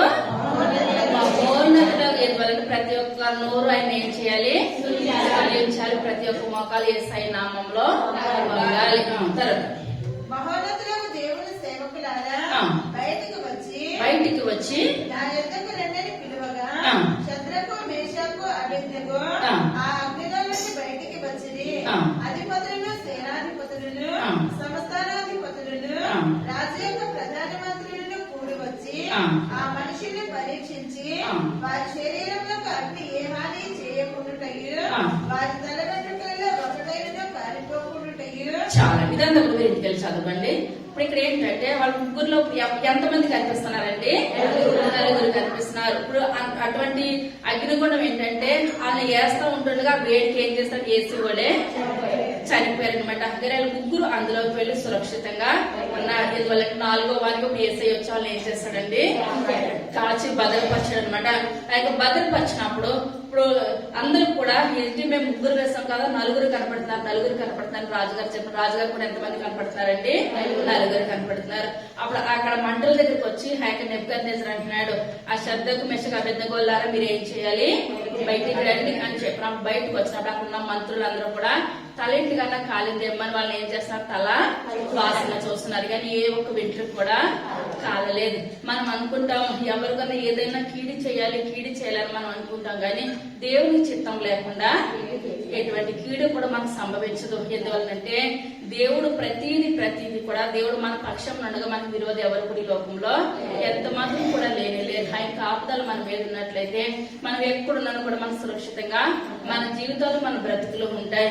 అప్పుడు బయటకు వచ్చిన తర్వాత అప్పుడు ఆ చివరిలో అక్కడ రాజుగారు అంటున్నారు, ఆ యొక్క వాళ్ళు సేవించిన దేవుడే గొప్పవాడు. మనందరూ కూడా ఎవరిని సేవించాలి? శద్రకు మెషకు అబేద్నెగోలు సేవించుచున్న దేవుడే మనం కూడా సేవించాలి. ఎందువల్ల అటువంటి గొప్ప కార్యం జరగాలి కనుక దేవుడు వాళ్ళ ముగ్గురిని కూడా అక్కడ ఎన్నుకున్నాడు, వాడుకున్నాడు. కానీ ముందే తెలుసు ఆ యొక్క కలగనున్నప్పుడే దేవుడు ఉన్నాడని గొప్ప కార్యాలు చేస్తాడని తెలుసుండి ఇప్పటికి ఏం చేస్తాడంటే ఒక ప్రతిమను అక్కడ పెట్టారు. ఇప్పుడు మనకు ఒకసారి కష్టాలు నష్టాలు ఆ యొక్క బాధలు ఇరుకులు ఇబ్బందులు వస్తాయి. ఒక ప్రదేశంలో అంటే ప్రదేశం చెప్పను కానీ ఆ యొక్క యవ్వన వయసులో ఉన్న పిల్లలందరినీ కూడా ఆ యొక్క కిడ్నాప్ చేస్తారనమాట. ఆ యొక్క 20 సంవత్సరాలు 22 సంవత్సరాల ఉన్న వాళ్ళందరినీ కూడా ఏం చేస్తారండి? ఒక 10-15 మంది వరకు పిల్లల్ని కిడ్నాప్ చేశారు. చేసిన తర్వాత అందరూ కూడా ఎటు వెళ్ళారు, ఏంటి మా పాప లేదంటే మా పాప లేదు ఇలా మాట్లాడుతూ ఉంటుంటే ఆ సాయంకాలం అయ్యేసరికి ఆ అమ్మాయితో ఫోన్ చేస్తున్నారు అనమాట. ఆ అమ్మాయి ఫోన్ చేసి వాళ్ళ తల్లిదండ్రులతోటి, డాడీ నేను పలానా చోట ఉన్నాను, నన్ను వచ్చి మీరు ఏం చేయాలి? తీసుకెళ్ళండి అని చెప్తూ ఉంటుండగా ప్రతి ఒక్క అమ్మాయిని కూడా వాళ్ళ తల్లిదండ్రులు ఆ అమ్మాయి ఫోన్ చేసి చెప్పినప్పుడు ఏం చేస్తారండి? తీసుకెళ్తారు. అక్కడ ఉన్న తల్లిదండ్రులు 15 మంది తల్లిదండ్రులు అనుకోండి, 15 మంది తల్లిదండ్రులు అక్కడ ఉండే ఒక్కొక్కరికి ఫోన్ వస్తుంటే వాళ్ళు వెళ్తున్నారు. కానీ అక్కడ ఒక తల్లిదండ్రులు మిగిలిపోయారంటే అక్కడ తల్లిదండ్రులు మిగిలిపోయిన వాళ్ళకి ఎటువంటి ఫోన్ కూడా రాలేదు. అక్కడ రాలేని స్థితిలో ఇప్పుడు తీసుకెళ్లిన వాళ్ళే ఫోన్ చేస్తున్నమాట. ఉగ్రవాదులు ఫోన్ చేస్తే, అయ్యా మరి అందరు తల్లిదండ్రులకు మీకు ఫోన్లు వచ్చినాయి, మా అమ్మాయి గురించి మాకు ఫోన్ కాల్ రాలేదయ్యా అని తల్లిదండ్రులుగా ఏడుస్తుంటే అంటున్నారు. వాళ్ళు అంటున్నారు ఉగ్రవాదులు, మీ పాప మా మాట వినలేదు. అయ్యా ఏ మాట వినలేదు, అందరూ వినడం ఏంటి, మా పాప వినకపోవడం ఏంటి, మా పాప మంచిదయ్యా, అక్కడ వినకపోవడం అంటే ఏది కూడా జరగదని చెప్పినప్పుడు వాళ్ళు అంటున్నారంటే ఏమని, వీళ్ళందరూ కూడా యేసయ్య దేవుడు అంటే దేవుడు కాదని అన్నారు. మేము ఏం చేస్తాం? వాళ్ళని విడిచిపెట్టేసాం. మీ పాప ఏమంటుంది? యేసయ్య దేవుడు కదా, ఒక్క మాట చెప్పు నేను వదిలేస్తాం లేదా చంపేస్తామని అంటుంటే, అయ్యా నన్ను చంపినా పర్లేదు కానీ యేసయ్య ఎటువంటి వాడు గొప్ప దేవుడు నా మనకొదినాలు గొప్ప దేవుడు అని అంటుంది. వాళ్ళందరూ వెళ్ళిపోతున్నారు. వాళ్ళ తల్లిదండ్రులు ఎవరు పిల్లలు వాళ్ళు వెళ్ళిపోతున్నారు. అప్పుడు కూడా ఈ అమ్మాయి నోరిపితే దేవుడు అంటుంది కానీ ఒక్క మాట కూడా పలకట్లేదని చెప్పినప్పుడు అసలు తల్లిదండ్రులు నోటుకుండా ఏం వస్తుంది అనుకుని ఎదురు చూస్తే తల్లిదండ్రులు అన్నారంట, అయ్యా మేము ఎంతకాలం బ్రతికినా ఒకనొక దినాన్ని వెళ్ళిపోవలసి ఉంటది. ఆ మాట అయితే మా పాప అన్నదయ్యా, ఎందుకంటే మా పెంపకములు మేము అటువంటి మాటలు మా అమ్మాయికి చెప్పలేదు. చంపేయండి కానీ మా పాప నోటుకుంటే ఆ మాట ఎన్నటికి కూడా రాదు. మీరు ఏది చేసుకున్నా మీ ఇష్టమే. మేము పోలీస్ స్టేషన్ వచ్చి అడిగి ప్రసక్తి కూడా మాకు ఏమాత్రం కూడా లేదు. ఎందువల్లంటే మనం బ్రతకడం ఎవరి కొరకు బ్రతకాలండి? దేవుని కొరకే. చావు అయితే మనకు లాభం. దేవుని కొరకు మనం హతసాక్షి అయిపోతుంది ఇంకా ధన్యత అనమాట. పరలోకంలోనే గొప్ప దూతల ముందు దేవుడు గొప్ప విందును జరిగిస్తాడు అనమాట. ఎందుకంటే 60 సంవత్సరాలు అయితే 70 సంవత్సరాలు అది కూడా ఆయాసము యుక్తమే. మనం దేవుని కొరకు ఎంత బ్రతికామన్నదే మనకు లెక్క తగ్గుతుంది. లోకం కొరకు మనం ఎంత బ్రతికినా ఇప్పుడు లోకం కొరకు బ్రతికాడు, ఎంతో సంపాదించుకున్నాడు. ఆ బిడ్డలు ఏమైనా దీవించబడ్డారు, ఆశీర్వదించబడ్డారంటారా? ఏ విధమైన ఆశీర్వాదం ఏ విధమైన దీవెన పడలేదు. మనం ఏం చేయాలి? లోకం కొరకు బ్రతకాలి, మన దేవుని కొరకు బ్రతకాలి. దేవుని కొరకు మనం ఏం చేయాలండి? జీవించాలి. మన కడుపు ఊపిరి వరకు కూడా మనం ఎలా బ్రతకాలి? దేవుని కొరకే మనం బ్రతకాలి. ఇక్కడ చూసినట్లయితే శరీరకు మేషకు అభివృద్ధి ఎవరి కొరకు బ్రతికారండి? దేవుని కొరకే బ్రతికారు. మన బ్రతుకులు మన జీవితాలు కూడా దేవుని కొరకే బ్రతకాలి. అయితే చివరి మైదానం ఏ మైదానం అంటే లూకాసు సువార్త 6:17. ఇప్పుడు ఇదే మైదానం అండి, యేసయ్య దిగి వచ్చిన మైదానం అండి. ఏ మైదానము? యేసయ్య దిగి వచ్చిన మైదానం. చదువు. మైదానమందు నిలిచినప్పుడు ఆయన శిష్యుల గొప్ప సమూహమును కుదుర్చుకొనుటకును యెరూషలేము నుండి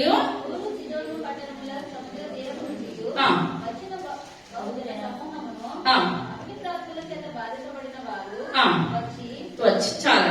ఇప్పుడు ఇక్కడ ఏ మైదానం అండి? యేసయ్య దిగి వచ్చిన మైదానం అన్నమాట. ఇదే అధ్యాయం మొట్టమొదటి వచనం.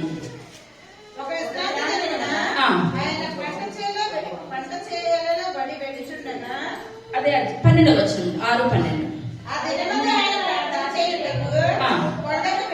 కొండకు వెళ్ళి రాత్రి గడిపెను. పిలిచి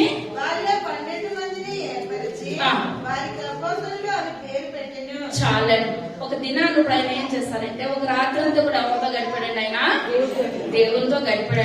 దేవునితో గడపడానికి ఆయన కొండ ప్రదేశం ఎంచుకొని ఆ కొండ ప్రదేశానికి వెళ్ళారు. కొండ ప్రదేశానికి వెళ్ళి రాత్రి అంతా ప్రార్థన చేశాడు. ఎందువల్ల అంటే నాకు మంచి శిష్యులు నాకు దయ చేయమని దేవుని సన్నిధిలో ప్రార్థన చేయగా ఇప్పుడు దేవుడికి 12 మంది శిష్యులు ఉన్నారు. ఆ పేర్లు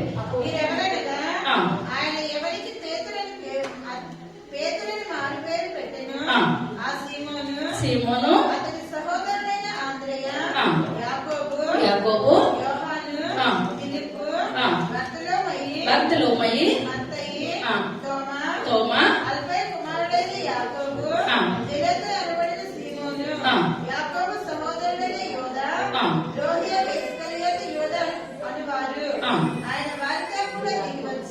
ఎక్కడి నుంచి వచ్చారండి? వీళ్ళందరూ కూడా మంచి పేర్లు నిర్ణయించి ఆయన ఏం చేస్తున్నారంటే అండి కిందకి దిగుతున్నారు అనమాట. ఇప్పుడు కొండ దిగి కింద ఏమున్నదంటే అండి మైదానం ఉన్నది. ఇప్పుడు యేసయ్య దిగి వచ్చిన మైదానం అనమాట. అయితే మైదానం ఇప్పుడు యేసు గారు ఎక్కడ ఉన్నప్పుడు కూడా జనాలందరూ కూడా గుంపులు తండాలు వచ్చేస్తారు అనమాట. యేసయ్య దగ్గరికి వచ్చేసి కొంతమంది ఇప్పుడు మనం చాలా సార్లు చెప్పుకున్నాము, కొంతమంది ఆహారం కొరకు వస్తున్నారు, కొంతమంది స్వస్థతల కొరకు వస్తున్నారు, కొంతమంది విమర్శించడానికి ఆయన ఏం మాట్లాడితే మాట ద్వారా తప్పు పడదాం. మనం ఎప్పుడు కూడా తప్పు పట్టడానికి గురించి రావద్దండి దేవుని సన్నిధానానికి. ఎందుకు రావద్దు? తప్పు పట్టడానికి రావద్దు. ఆరోగ్యమూర్తి గారు కూడా ఆయన బ్రాహ్మణ్స్ అయ్యింది దేవుని యొక్క పరిశుద్ధ గ్రంథాన్ని ఇందులో తప్పులు ఏమన్నా వెతికి దేవుని బయటికి లాగుదామని పట్టుకున్నారంటే దేవుని వాక్యమైన పట్టేసుకుంది. ఏం చేస్తుందంటే అండి దేవుని వాక్యమైన పట్టేసుకుని ఇప్పుడు ఆయన బైబిల్ ఎలా చెప్తున్నారంటే ఆయన అంత తండాలుగా వాక్యం చెప్తున్నారు. ఇప్పుడు మనం ఏంటంటే దేవుని దగ్గర కార్యాలు పొందుకున్న వారు, మేలులు పొందుకున్నవారు కూడా ఆదివారం నువ్వు అది చేయొద్దు, సోమవారం ఇది చేయొద్దు, ఇలాగ తప్పులు పట్టడానికి వచ్చారు. కానీ వాళ్ళ జీవితాలు ఏమాత్రం కూడా మార్చుకోలేదు. మనం డిసెంబర్ నెలలో చెప్పుకున్నాం. ఆ సత్రం యొక్క యజమాని ఎప్పుడైనా వచ్చాడంటారా యేసయ్యని చూడడానికి? ఇంతమంది ఎక్కడెక్కడి నుంచి జ్ఞానులు వస్తున్నారు, గొల్లలు వస్తున్నారు, ఆ యొక్క లోకంలో ఉన్న వాళ్ళందరూ కూడా వస్తున్నారు. యేసయ్య ఎక్కడ ఉన్నట్టు పళ్ళ తొట్లో ఉండడని చెప్తున్నాను, కానీ నేను ఒక్కసారి కూడా వెళ్ళి చూడాలన్నది రాలేదన్నమాట. ఇప్పుడు చాలా మంది ఇప్పుడు యేసయ్య దగ్గరలో ఉన్నప్పుడు కూడా ఆయన తప్పు పట్టాలి నిందించాలనే చూశారు. కానీ యేసయ్య దగ్గరికి వెళ్ళి మా పాపాలు మేము ఒప్పుకొని మేము ఏం చేస్తాము? దేవుని సన్నిధిలో జీవిస్తాము, ఆరాధిస్తామని ఏమాత్రం కూడా వాళ్ళ జీవితాలు అయిపోయింది. చివరాకరికి యేసయ్య సిలువ వేసిన వాళ్ళ బ్రతుకులు ఏమాత్రం కూడా వాళ్ళు మార్చుకునే విధానము ఎంత మాత్రం కూడా వాళ్ళకి లేదు. ఇప్పుడు ఇక్కడ కూడా ఆయన తెల్లవాళ్ళు ఆయన కొండ మీద ఉండి ఆయన కన్నీరు కాచి ప్రార్థన చేసి ఆయన దేవుడు 12 మందిని ఏర్పరిచిన తర్వాత ఆయన ప్రేర్ చేస్తున్నట్టు సంతోషంగా కొండ మీద కిందకి మైదానంలో దిగి వస్తున్నారు అనమాట. ఆయన మైదానంలో దిగి వస్తుంటే వాళ్ళ చోట యేసయ్య ఉన్నారని తెలిసి అందరూ కూడా తండోపు-తండాలుగా యేసయ్య దగ్గర వాళ్ళందరూ కూడా వస్తున్నారు. తర్వాత నిలిచినప్పుడు ఆయన శిష్యుల గొప్ప సమూహమును ఆయన బోధ వినుటకును కుదుర్చుకొనుటకును యూదయ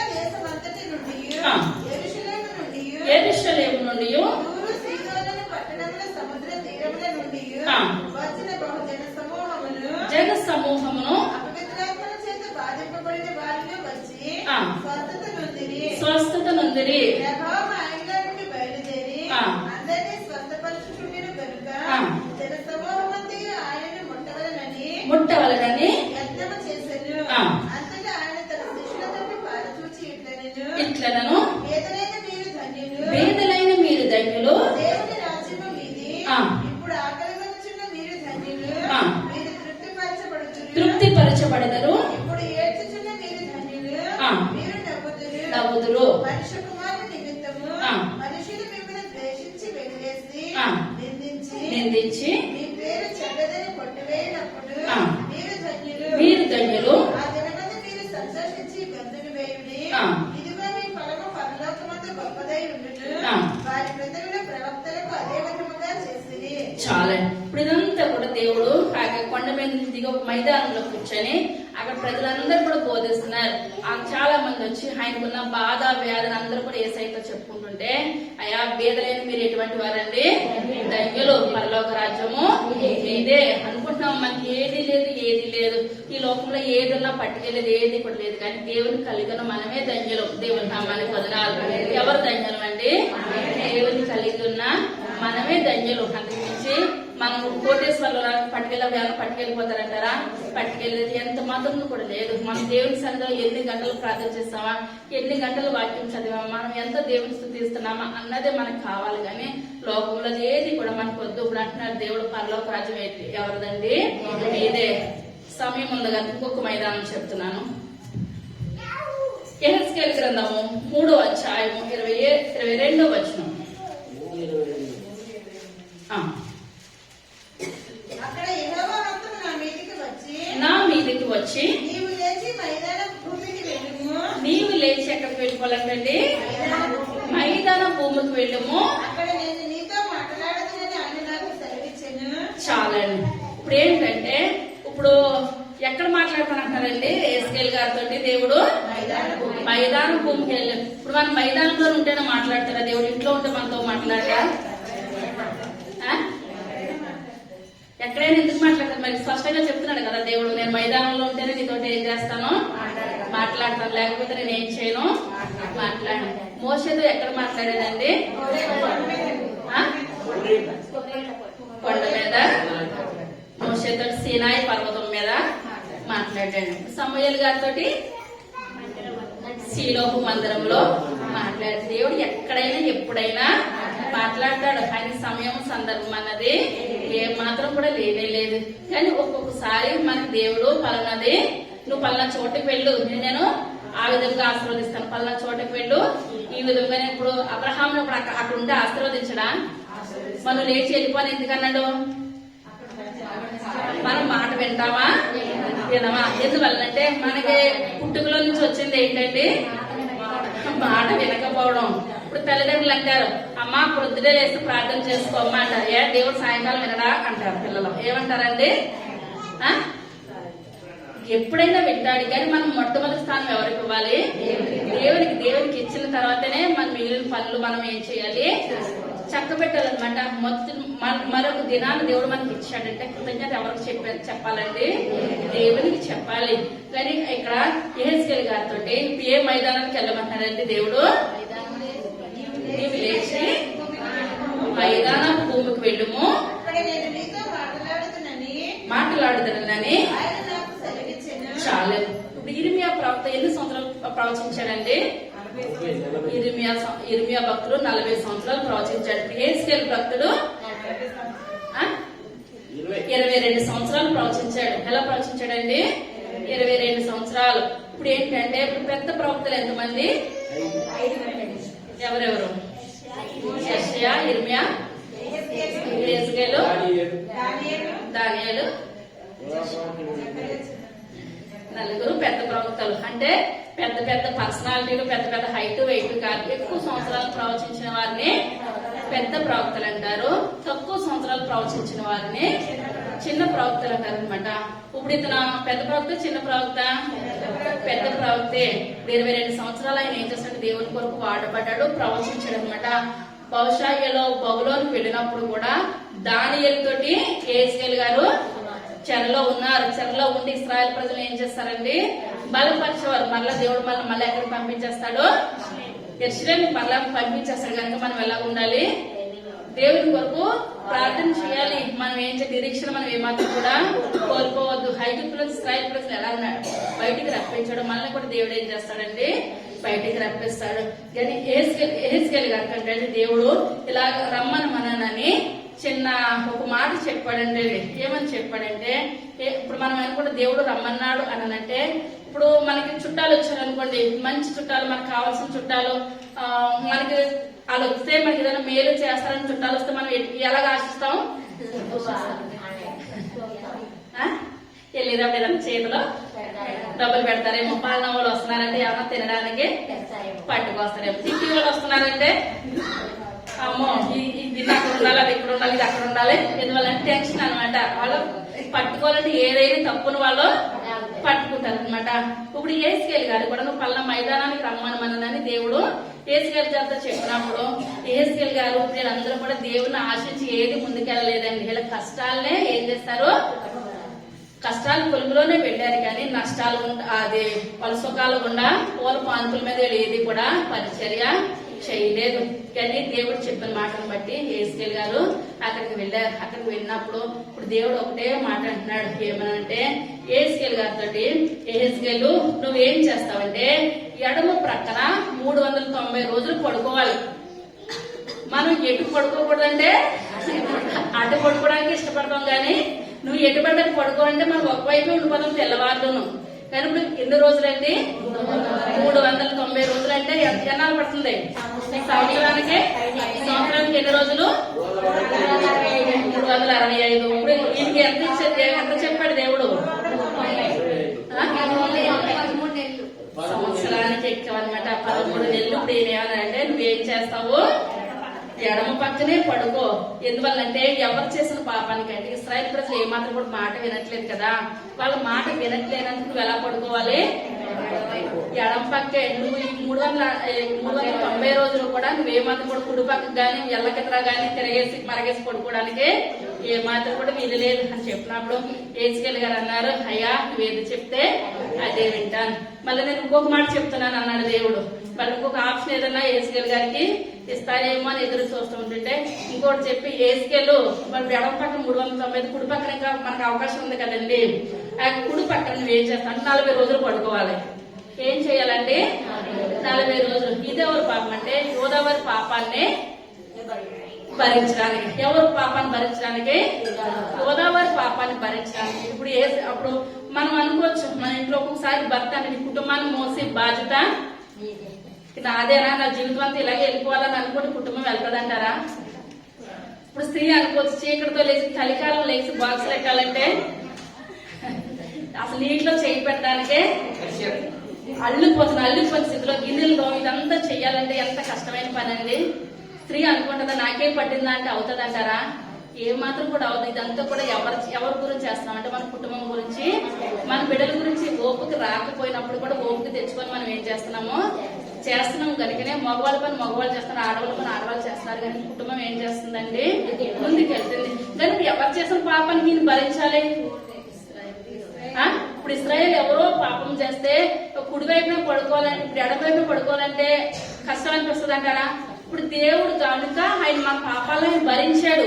కానీ ఒక మనిషి భరించాలంటే అది ఎంత కష్టం అంటే అప్పుడు దేవుడు పిలిచి అన్ని కూడా బాధ్యతలన్నీ కూడా ఎహెజ్కేలు గారికి అప్పచెప్తే ఎహెజ్కేలు గారికి ప్రభా నువ్వు ఏది చెప్తే నేను అది చేస్తానయ్యా. మీరు రాబో దినాల్లో మీరు పడిన కష్టం కన్నా నా కష్టం ఏమాత్రం కూడా ఎంత సఖ్యమైతే ఏది కూడా కాదని దేవుడు ఏది చెప్తే ఆయన ఏం చేస్తాడండి? అది చేశాడు కనుకనే వీళ్ళు బైబిల్ గ్రంథంలో ప్రవక్తలుగా ఏం చేశారు? వాళ్ళు మిగిలిపోయారు అనమాట. మాట విన్నారు. మాట వినలేని వాళ్ళు దేవుడు ఏమాత్రం కూడా పట్టించుకోలేదు. మాట వినేవాళ్ళే, టీచర్స్ కూడా చదివే వాళ్ళే ఏం చేస్తారండి? ఇంకా చదవాలి చదివేస్తారు. ముద్దుల్ని వాళ్ళు 1-2 సార్లు అని విడిచిపెట్టేస్తారు అనమాట. కానీ యొక్క ఎహెజ్కేలు గారేంటి, ఆయన ఇర్మియా గారేంటి, దానియేలు ఏంటి, వీళ్ళందరూ కూడా దేవుని యొక్క మాటకు లోబడ్డారు. దేవుని యొక్క ఎంత పరిచర్య వాళ్ళు ఏం చేస్తారండి? ముందు కొనసాగేది. ఈ విషయంలోనే కాదు, మీ భార్య చనిపోతుందని చెప్పినప్పుడు కూడా ఎహెజ్కేలు గారు ఏమయ్యారండి? నువ్వు ఏడవద్దు, నువ్వు కన్నీరు కార్చొద్దు, నువ్వు దుఃఖించొద్దు, నువ్వు పలానా చోటకి వెళ్ళి నువ్వు పరిచర్య చేసిరా అని చెప్పినప్పుడు ఈయన ఏం చేస్తాడండి, వెళ్ళి పరిచర్య చేసి వద్దాడు. భార్య ఏమైపోయింది, చనిపోయింది. ఏ విషయంలో కూడా వెనకంగా అంత మాత్రం ఏది కూడా వేయలేదు. గిరిమియా గారికి పెళ్ళే వద్దనుకుని ఆయన ఏం చేస్తాడు, దేవుని కొరకు ఆయన వాడబడ్డారు. కానీ ఇటువంటి మైదానాల పరిచయం ఎంత ఉందంటే అంత పరిచయం చేస్తారు. మనం కూడా మన దేవుని కొరకు ఎంత చేసినప్పటికీ కూడా మనం తక్కువే. ఒక 5 నిమిషాలు చేస్తాము, 10 నిమిషాలు చేస్తాము. దేవుని సన్నిధిలో ఎన్నో కోరికలు మనము కోరుతా ఉంటాం. మన కోరికలు కోరడం కాదు, ఏ కోరిక కూడా కాదు. ఆ ఇశ్రాయేలు చేసిన పాపాల కొరకు వాళ్ళు ఏం చేస్తారండి, బలి అయిపోయారు అనమాట. 390 రోజులు అంటే మాటలు అంటారా, ఏ మాత్రం కూడా మాట కాదనమాట. నొప్పి వచ్చినా సరే అతను ఏం చేయాలి, అటువైపే దేవుడు ఎటు పడుకోమంటే అటు పడుకున్నారు, ఎటు నడవమంటే అటు నడిచారు, ఏది చేయమంటే అది చేశారు. కనుకనే జీవగ్రంథంలో అందరి పెళ్లి ఎక్కించబడి ఈ యొక్క దినాన్ని ఎన్ని మైదానాలు చెప్పానండి. ఫస్ట్ మైదానం శ్రీనారు మైదానం. మాట విన్నారంటారా, ఏ మాత్రం కూడా వినలేదు. రెండో మైదానం లోతు మైదానం. లోతు ఏమైనా దీవించబడ్డా, ఏ మాత్రం కూడా దీవించబడలేదు. మూడో మైదానం ఎరుకో మైదానం. అక్కడ ఏ పండుగ ఆచరించారు వాళ్ళు, పస్కా అనగా ఏ ప్రాంతంలో చేస్తారైనా పండుగ, గిల్గాలులో చేస్తారు. గిల్గాల్ అనగా దొరికించబడి, ఏం దొరికించబడింది, నిందను తొలగించబడింది, వాళ్ళకున్న అవమానము తొలగించబడింది. 4వ మైదానం రాయని మైదానం. అక్కడ ఎవరు మార్పు చెందారు,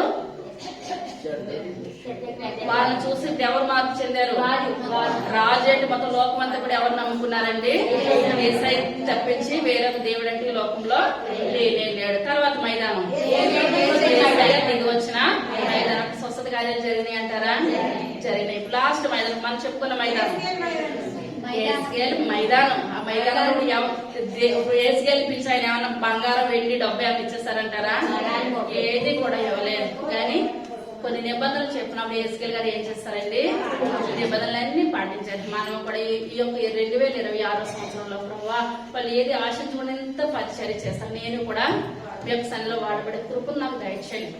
అనుకున్న వాళ్ళు పైకి లేసి నిలబడదాం, చిన్న ప్రార్థన చేస్తాం. సర్వశక్తి కలిగిన తండ్రి, కృప కలిగిన తండ్రి, దయ కలిగిన ఆయన, మీ యొక్క దయ కలిగిన శ్రేష్టమైన నామాన్ని బట్టి ప్రభా లెక్కలేని వందనాలు, స్తోత్రాలు, స్తుతులు చెల్లించుకుంటున్నాను తండ్రి. అయ్యా ఈ యొక్క దినాన్ని చెప్పుకున్న మైదానాలు బట్టి మీకు వందనాలు చెల్లించుకుంటున్నాను తండ్రి. అయ్యా మేము శ్రద్ధగా కొలువలే ప్రభా నేను బలంగా నిలబడగలిగే కృపను మాకు దయచేయండి. అయ్యా ఏసుకెళ్ళి గారు కూడా ఎంతో బలంగా నిలబడ్డారు ప్రభా. అయ్యా అన్ని తెలిసిన లోతు పక్కకు వెళ్ళిపోయాడు తండ్రి. అయ్యా మేము పక్కకు వెళ్ళే స్థితిలో మేము ఏమాత్రం మేము ఉండదు నాయన. అయ్యా మా జీవితాలు, మా బ్రతుకులు నాయన మీ ముందు నాయన మురికి గుడ్డతో సమానం ప్రభా. అయ్యా మా జీవితాలు నాయన బాగు చేసిన కృపను మాకు దయచేయండి. అయ్యా మేము కూడా బలమైన సాధనగా నాయన మీ యొక్క సన్నిధిలో వాడబడాలి ప్రభా. మమ్మల్ని దీవించండి నాయన, ఆశీర్వదించండి ప్రభా. మీ యొక్క రెక్కల చాటు ప్రభా మమ్మల్ని అందరినీ మీరు భద్రపరచమని అడుగుతున్నాను నాయన. అయ్యా చరిత్ర చాలా మంది తట్టుకోలేని స్థితిలో ఉన్నారు నాయన. అయ్యా శక్తిని దయచేయండి, బలాన్ని దయచేయండి. అయ్యా బిడ్డలు చీకటితో లేసి నాయన పనులు చక్కబెట్టుకుని నాయన డ్యూటీకి వెళ్ళాలి నాయన. అయ్యా ప్రతి ఒక్కరిని ఆయన ఈ విధంగా నాయన మీరు నిలబెడుతున్నారని చాలా ఉచితమైన కృప నాయన. మా శక్తి కాదు, మా బలము కాదు నాయన. అయ్యా మీ యొక్క దీవెన, మీ యొక్క ఆశీర్వాదం ప్రభావం. అయ్యా విన్న మాటలను బట్టి మీకు వందనాలు చెల్లించుకుంటున్నాను. అయ్యా మీరు దిగి వచ్చిన మైదానంలోకి ఇశ్రాయేలు ప్రజలందరూ వచ్చినప్పుడు నాయన కొంతమంది నాయన తప్పులు పట్టడానికి వచ్చారు ప్రభా. అయ్యా కొంతమంది నాయన ఆహారం కొరకు వచ్చారు నాయన. అయ్యా రకరకాల కొంతమంది నాయన వ్యాధులు స్వస్థపడడానికి వచ్చారు నాయన. అయ్యా మా జీవితాలు చక్కబెట్టుకునే కృపను మాకు దయచేయండి. ఆ విధంగా మీకు మందిరాలకు వచ్చే కృపను దయచేయండి. అయ్యా వేలు పెట్టడానికి సేవకులు కానీ ఎవరిని మేము వేలు పెట్టి చూపించదు ప్రభా. అయ్యా ఎవరు చేసింది వాళ్ళకే ఉంటుంది ప్రభా.